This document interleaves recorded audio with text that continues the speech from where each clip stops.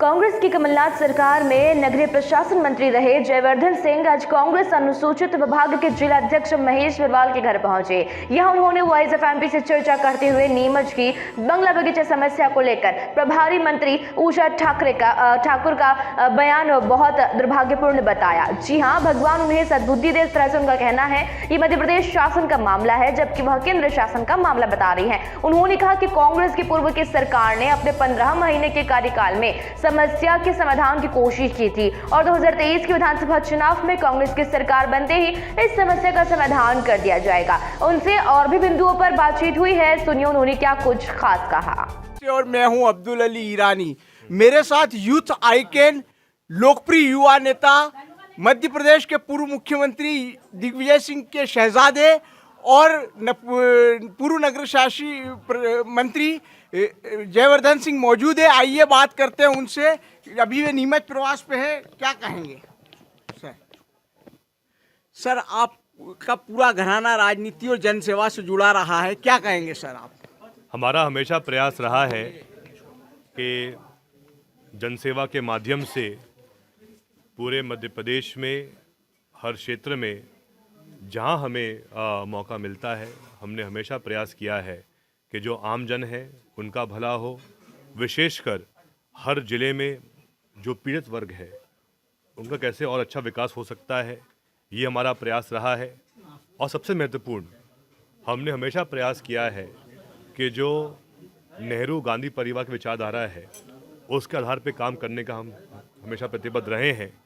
आपने देखा होगा जो इतिहास रहा है दिग्विजय सिंह जी का पिछले 50 सालों में राजनीति में, उनने हमेशा ये प्रयास किया है कि हर वर्ग के बीच में भाईचारा हो, प्रेम सद्भाव रहे और इसके साथ में जो विशेषकर जो पीड़ित वर्ग है, अनुसूचित जाति का, अनुसूचित जनजाति का, अल्पसंख्यक जो साथीगण हैं और शेष वर्गों में भी जो ऐसे परिवार हैं जो आर्थिक रूप से कमज़ोर हैं, उनका विकास कैसे हो, इसके लिए वो हमेशा प्रतिबद्ध रहे हैं। और मुझे भी सौभाग्य मिला है, 2 बार से मैं विधायक हूँ। जब कमलनाथ जी मुख्यमंत्री थे उस समय मुझे विशेषकर सौभाग्य मिला था 15 महीने मंत्री रहने का। हमने उसमें अनेक काम किए थे पूरे मध्य प्रदेश में और मुझे पूरा विश्वास है कि इस साल चुनाव होंगे 2023 नवंबर में, पुनः सरकार कांग्रेस की बनेगी और पुनः मुख्यमंत्री कमलनाथ जी बनेंगे। सर, आप नगरीय प्रशासन मंत्री रहे हैं। नीमच की एक ज्वलन समस्या रही बंगला बगीचा एरिया की समस्या, उसको लेकर अभी यहाँ पर प्रभारी मंत्री उषा ठाकुर आई थी और उसने हमसे एक सवाल के जवाब में ये कह दिया था कि ये जो मामला है रक्षा मंत्रालय का है, जबकि आप जब नगरीय प्रशासन मंत्री थे आपके द्वारा बंगला बगीचा एरिया की फाइल भी चलाई गई थी। बहुत अफसोस की बात है कि प्रभारी मंत्री महोदया ने इतना विचित्र बयान दिया है। ये बात हम सब लोग जानते हैं कि जो पूरा मामला है बंगला बगीचा का संवेदनशील मामला है। नीमच का हर एक नागरिक, हर एक मतदाता चाहता है कि जल्द से जल्द उसका निराकरण भी हो। और जैसा आपने स्वयं कहा, जब मैं मंत्री था तो हमने मांग की थी सीएमओ के माध्यम से कि इसकी फ़ाइल हमारे पास पहुँचे और हमने इसकी फ़ाइल तैयार भी कर ली थी। लेकिन अफसोस की बात है कि 2020 मार्च में बहुत बड़ा सौदा हुआ भाजपा और सिंधिया जी के बीच में और हमारी सरकार नहीं बच पाई। लेकिन आज जो परिस्थितियां हैं मध्य प्रदेश में, विधायक नीमच में भाजपा का, सांसद भाजपा का, नगरपालिका भाजपा की, मुख्यमंत्री भाजपा के, प्रधानमंत्री भाजपा के, लेकिन फिर भी जो सबसे महत्वपूर्ण मुद्दा नीमच का है उसका ये लोग निराकरण नहीं कर पा रहे हैं। मेरी प्रार्थना है नीमच के मतदाताओं से कि 8 महीने बाद जब चुनाव आएंगे, एक बार कांग्रेस को मौका दीजिए, आपको हम निराश नहीं करेंगे। मैंने एक स्वयं अध्ययन किया है पूरे फाइल का और अगर नियत साफ है तो ये काम पूरा हम करा सकते हैं। अब आप स्वयं सोचिए, पूरा मामला नगरीय प्रशासन का है और वहीं प्रभारी मंत्री महोदया कह रही हैं कि ये तो केंद्र सरकार से होगा, गृह मंत्रालय से होगा। मतलब ऐसा विचित्र बयान कैसे दे रही हैं वो। मैं आप सबसे प्रार्थना करता हूँ कि उनसे हम स्पष्टीकरण लें कि आखिर उनकी क्या सोच है, कैसे उनको लगा कि ये दिल्ली से काम होगा। और यही कारण है जब भाजपा के मंत्री को जानकारी नहीं है कि वास्तविकता क्या है, कानूनी प्रक्रिया क्या है, तो फिर वो जनसेवा कैसे कर पाएंगे? सर, विधानसभा चुनाव आने वाले हैं, क्या संभावना देखते हैं कांग्रेस के लिए और शिवराज सरकार के कामकाज पे क्या टिप्पणी कहेंगे? हम तो आज भी खुले मन से कहते हैं कि जो काम कमलनाथ जी ने 15 महीने में करके दिखाया था, वो काम भाजपा के लोग 15 साल में नहीं कर पाए। चाहे वो बात गरीबी पेंशन की हो या फिर जो गौशाला का निर्माण कमलनाथ जी ने कराया था, भाजपा ने कभी सोचा भी नहीं था उस एंगल में। इसके अलावा हमने शुरुआत की थी कर्ज माफ़ी की, और वहीं शिवराज सिंह जी चौहान पुनः चौथी बार बने मुख्यमंत्री, लेकिन ऐसी कोई नई योजना सामने नहीं आई है जिससे कि आम जन को फ़ायदा मिले। और इसीलिए हमें पूरा विश्वास है कि आने वाले चुनाव में पुनः सरकार कांग्रेस की बनेगी, क्योंकि जनता में भी एक ये मैसेज गया है कि जो सरकार वर्तमान में मध्य प्रदेश में है, ये सरकार जनबल की नहीं है, सरकार धन बल की है, सौदे की सरकार है, और ऐसी सरकार कभी भी जो जनता मध्य प्रदेश की है वो स्वीकार नहीं करेगी।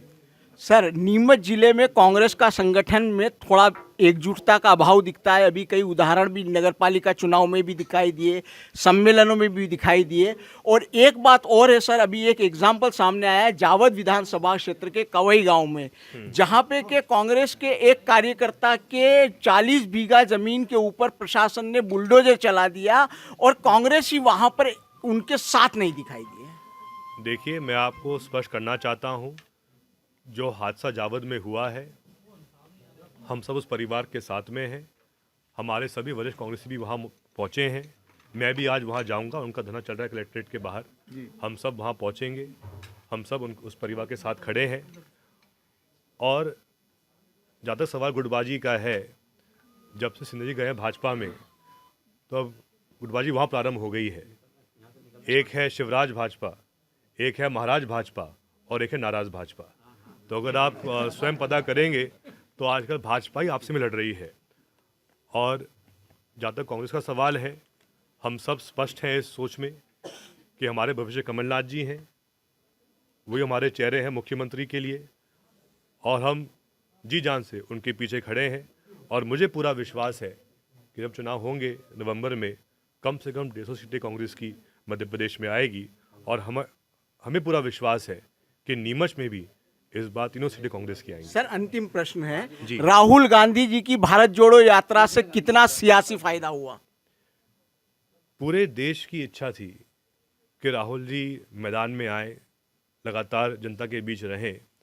और आपने स्वयं देखा, जिस यात्रा की शुरुआत कन्याकुमारी से हुई थी, कल श्रीनगर में राहुल ने तिरंगा वहाँ फहराया। आज वहाँ आखिरी सभा भी है। और हम सब के लिए बहुत गर्व की बात है कि जो एक मूवमेंट राहुल जी ने प्रारंभ की है, और इस पूरी यात्रा के माध्यम से जो एक सकारात्मक संदेश पूरे देश में गया है, नफरत छोड़ो भारत जोड़ो। आखिर जब से भाजपा की सरकार देश में बनी है, मोदी जी प्रधानमंत्री बने हैं, सिर्फ और सिर्फ चर्चा हुई नकारात्मक विषयों पर, भेदभाव के ऊपर, लड़ाई के ऊपर, ये बुरा ये सही। लेकिन राहुल जी का प्रयास रहा है कि जो महात्मा गांधी जी की विचारधारा है, जिसमें हर इंसान इंसान होता है, धर्म समाजवाद में आते हैं, और विशेषकर उनका हमेशा प्रयास रहा है राहुल जी का कि एक वातावरण रहे प्रेम और सद्भाव का। और इस यात्रा के माध्यम से वो संदेश गया है पूरे भारत में कि आज भी राहुल जी के माध्यम से हमारे बीच ऐसे शख्स हैं जो जी जान से भारत को एक रखने में आज भी प्रतिबद्ध हैं। आपने सुना सर कि जो जयवर्धन सिंह जी है, उनका स्पष्ट कहना है कि अब जो गुटबाजी है वो भारतीय जनता पार्टी में है, और आने वाले 9 महीने बाद जो सरकार बनेगी वो कांग्रेस की सरकार बनेगी। साथ ही उन्होंने बंगला बगीचा एरिया को लेकर जो बयान है उषा ठाकुर का, प्रभारी मंत्री का, उस बयान को बड़ा दुर्भाग्यपूर्ण बताया। और उन्होंने कहा कि भगवान उनको सद्बुद्धि दे, और जल्द ही जब भी कांग्रेस सत्ता में आएगी इस समस्या का निराकरण करेगी। वॉइस ऑफ एमपी के लिए मेरे सहयोगी पवन राव शिंदे के साथ अब्दुल अली ईरानी।